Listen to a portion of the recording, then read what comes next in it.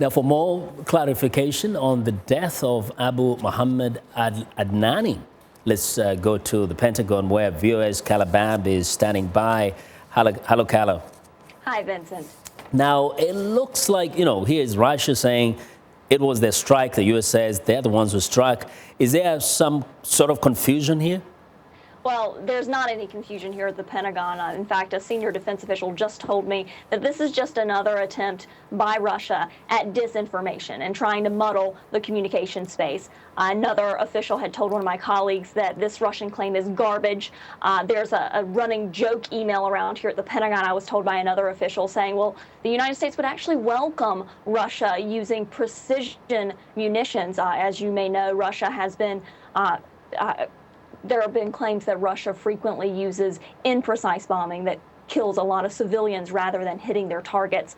So the United States, while they have not said for sure that Al-Adnani is dead, they are certain about this airstrike. In fact, a senior defense official told me that he saw the footage, that the United States had been watching Al-Adnani for some time, that he was in a vehicle, and they took the strike, and the vehicle is destroyed. So they're still trying to get confirmation of his death, but they said the strike was very successful and that they definitely were the ones that hit Al-Adnani in this Washira al-Babb area in Aleppo province. Now, how significant is the killing of Al-Adnani?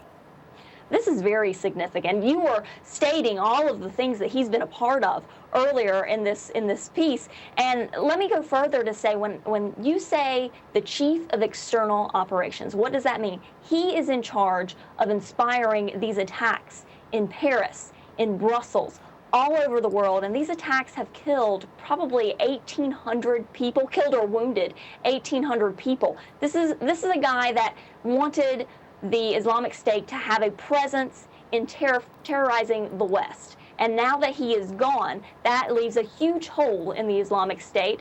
And in addition, just in Syria, he was also part of recruiting the foreign fighters inside Syria. So this is going to be a problem inside Syria as well for the terror group. Now, Carla, besides this kind of targeted strikes, how else is the U.S. involved in Syria in the fight against ISIS?